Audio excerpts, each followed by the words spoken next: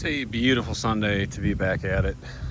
Today's goals, we're gonna get to that thermostat, which is way down under in there.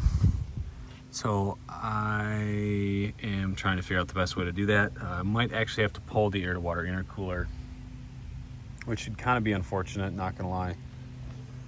I have a new coolant flange coming in. That should be in the next few hours. So I figured it'd just be better to just put a new one in because the old one definitely looks kind of clapped out, especially the seal. So I'm gonna go clean up those surfaces, get that thermostat up and out. Not gonna lie, this is really gonna suck. This is a pretty large part that goes behind the EGR valve and the ASV. Anyways, this thing actually gets mounted to the block down there just like this. So it's got quite an assortment of hoses connecting to it, and then especially to get enough room for this mating surface to get cleaned, I think I am gonna have to drop that air-to-water intercooler. So the deeper I get into this, the more questions and things I'm seeing. So here's that air-to-water intercooler. It was not like this before, but it is filled with this gook. And that makes me wonder if this all of a sudden just decided to fail, or if something else happened with the turbo that's causing it to have this beautiful chocolate milk looking stuff up in there. I mean, it's definitely like an oily mixture for sure. And it wasn't like this after I put in the oil cooler. So I might hook this thing up to the air compressor and just kind of see if something happened in here, if it just decided to let go.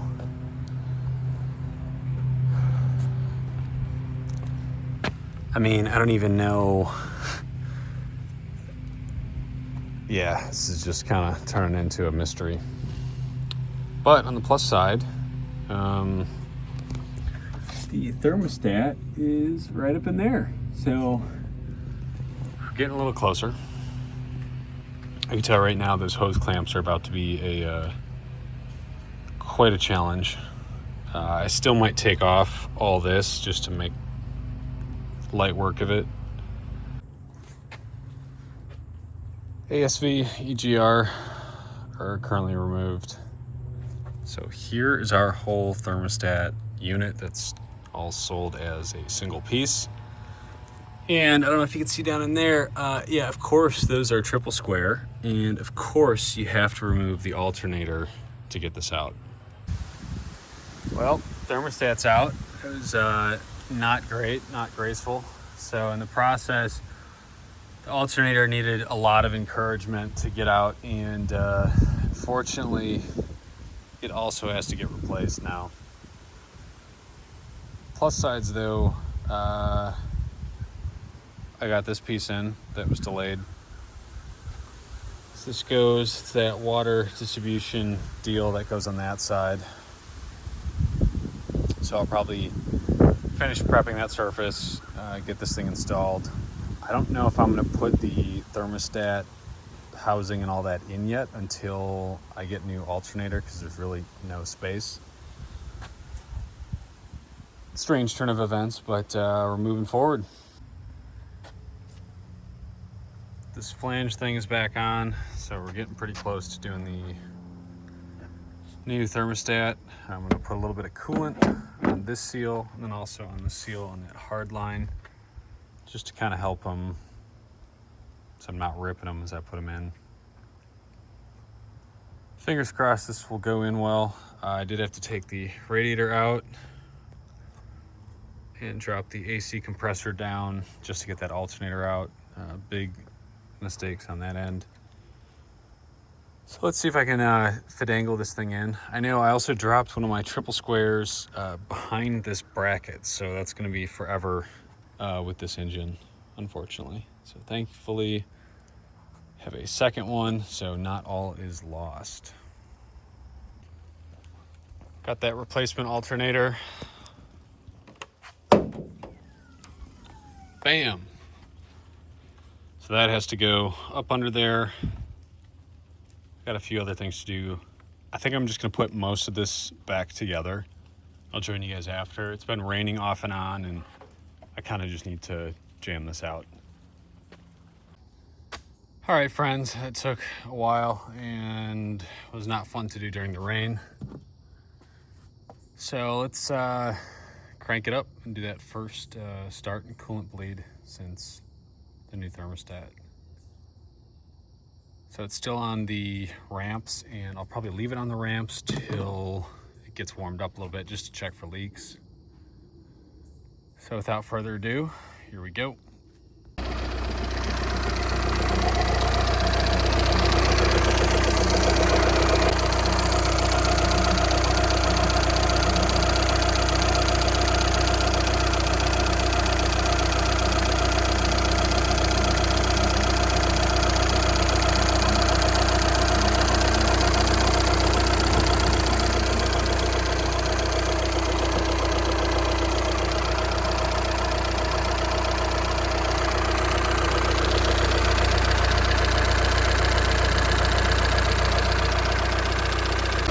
Look in there, it does seem to be circulating coolant. That's the return off this top line. Now he's going to make sure all the air is out of there.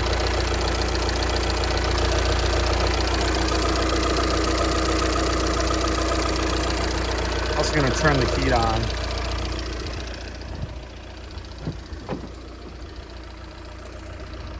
Oh yeah, lights galore. Let's go.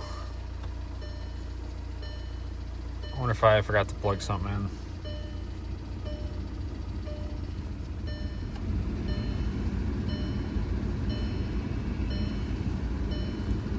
So I did not end up doing the heater core yet. I think I'm gonna wait to make sure that it wasn't just that transmission cooler, because that thing was completely plugged.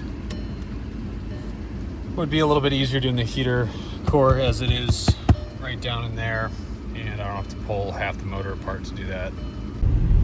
So I decided I'm just gonna get right into it and drive it to hopefully, get some of that air worked out of there before it does actually get up to full temp. So I'll probably check it up here in about a mile and see what we're dealing with.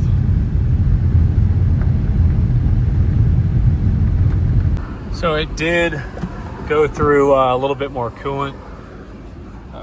So I filled up the little reservoir, and I got that coolant light flashing because it thinks it's still low even though it's covered now. So, dang, there's a lot of traffic. So I'm just gonna take it to the gas station and we'll just check it there. But you can tell fans are cruising, so it thinks something's going on. We do in fact have heat, and that one of the radiator hoses is in fact warm.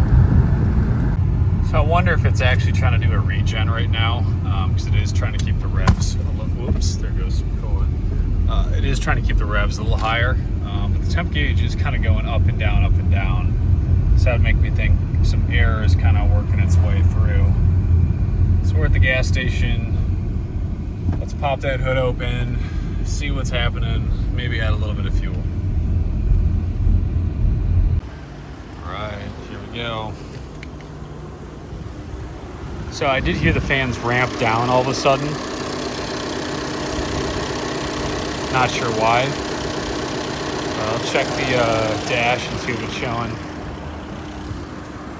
Yes, it shows we're in the center.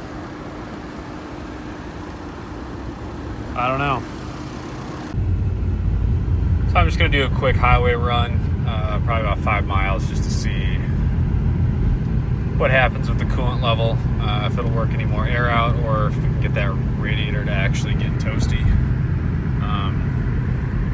Heat feels like it definitely should be hotter, given it's saying the car is fully warmed up. So maybe there's just air in there, or maybe that heater core is messed up a little more than I thought. All the lights shut themselves off.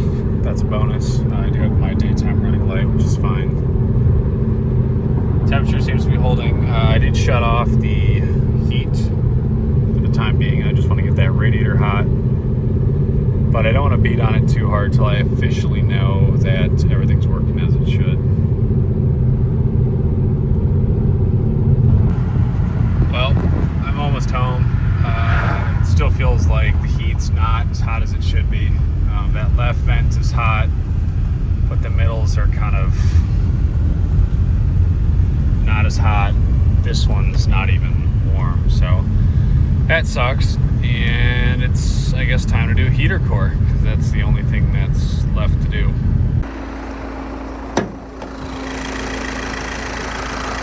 Oh yeah, she's ready for more coolant.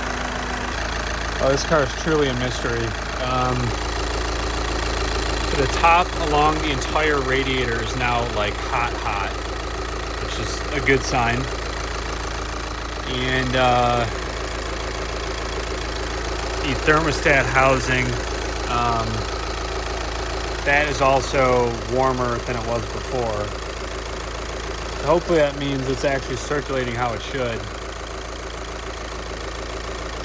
The fans did shut off, which makes me think between its two temperature sensors, it sees that it's where it should be.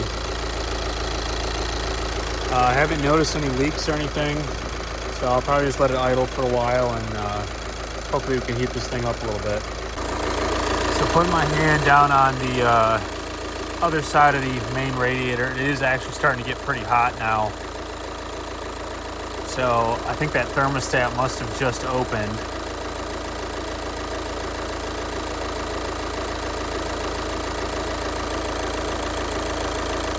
I'm just going to let it do its thing for a while.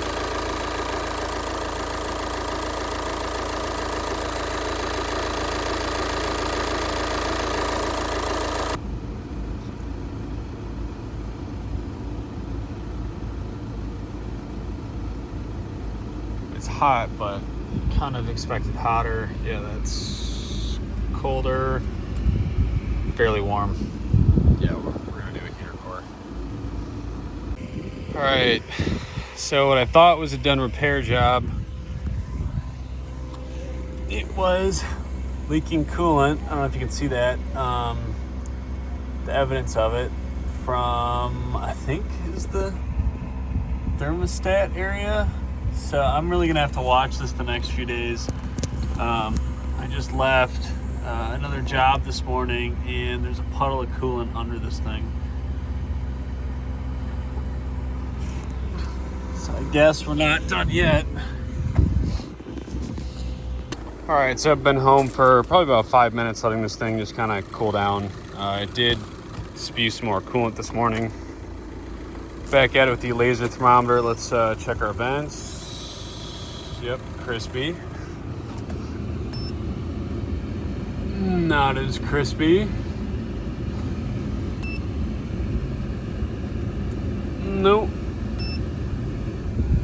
Yep, so it's making me think either it's still the heater core or something else is blocked. All right, it's heater core day. So I've removed part of these other pieces that are down here to get access to it. So first off, it's missing one of those 6 or 7 millimeter screws right there. So that makes me think this thing was definitely replaced at some point. Also, look at the the heater core pipes. You can see how it definitely looks like someone has kind of scarred that one up, replacing it in the past. So let's get those out. Let's get this heater core out, see how it looks, and go from there. Getting these hose clamp doodads out of here. I was able to get a date code off this. I believe 2020. So it lasts about 5 years. It's kind of sad to see that, but you'd expect a little bit longer life out of these. Get that top clamp out, slide those lines back, and hopefully get some answers. A little unconventional, but caught the coolant. I should be able to just slide this thing out. Ooh. Uh-oh.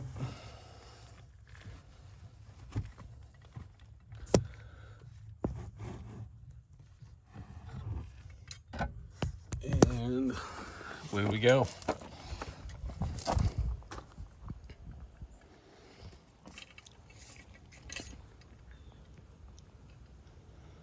If I'm feeling really ambitious, I might actually cut this open with the angle grinder so we can kind of see what's happening. While I'm in there, I'll check a few other components, but I'll join you guys with that new one as I start to put it in. All right, here's our little heater core hose, gaskets, new clamps, and the heater core itself. So this one, on first glance, doesn't look, ignore me bending the daylights out of those, but obviously you'll never be able to tell if it's bad just by looking at it like that. But there's one or two things that are kind of bent, which I definitely have questions about that. I mean, hopefully it doesn't suck. So you can see here in the heater core housing, you can see the two dividers for the passenger side and driver side. So the passenger side is the furthest away from the heater core inlet and outlet, and the driver's side is. Which would explain why the vents on the left side, if you have a plugged heater core in a Volkswagen, would be hotter than your vents on the passenger side, because it is further away from the inlet and outlet. If those are starting to get plugged up, it's going to follow the shortest and least restrictive way of travel. Little pro tip if you're doing a Volkswagen heater core, there's a 6mm bolt all the way back in there in between the heater core inlet and outlet. If you remove that, that'll allow you to move those two heater core tubes back towards the engine so you don't have to bend the actual pipes on the heater core to install it. So that's just a 6mm. Don't take it out all the way, just loosen it almost all the way. That'll give you just enough slack to move that thing out of the way. Well, that was positively horrible. Hardest part is definitely these clips for sure. So that's where I really want to watch that bottom one. I think it's because of China #1 parts. We're just not quite on spec, so they're slightly off angle. I thought I'd be able to bend them enough, but I guess we'll see. So I'm gonna fire this thing up, add some coolant, check for leaks, check for heat, and then go from there. So I know it's not full with coolant, but that level's not dropping yet.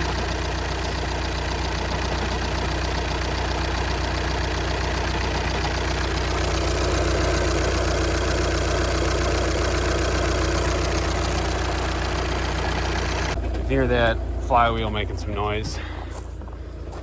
The coolant level didn't really drop at all, but screw it, let's just go for a drive and we'll figure it out once we get there.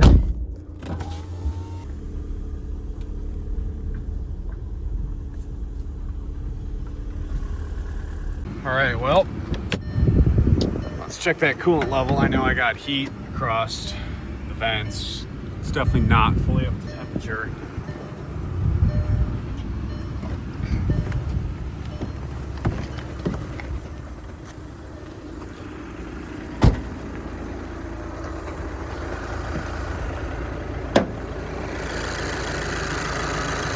Interesting.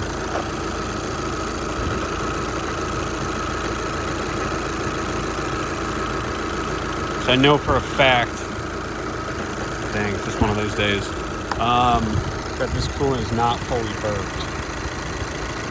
That there's definitely still air in there.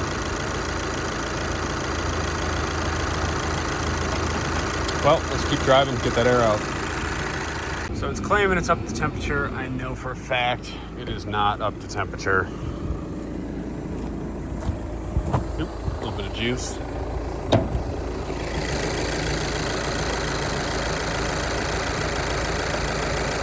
So I'm just gonna shut it off and let it cool down and check everything. But it looks like, despite the jankiness of that heater core, I don't see any evidence of leaking. I don't feel any leaks, but boy, is this coolant in here hot. That thing is spicy. So that's good to know that thing is flowing and doing its thing. So hopefully this China #1 heater core will hold it down for a while. Okay, now it feels like we're starting to get some heat.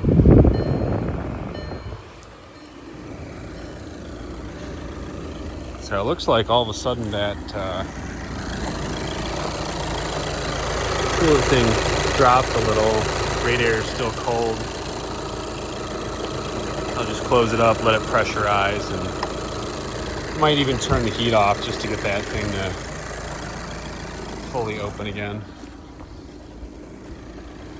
But I'll probably let it idle for a good little while.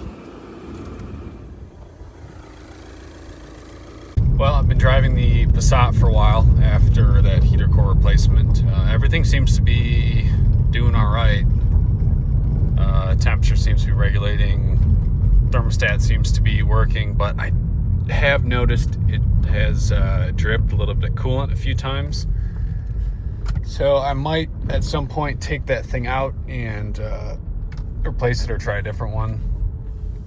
But overall, heater core, I'm gonna cut into the old one and hopefully we'll see how that thing looks.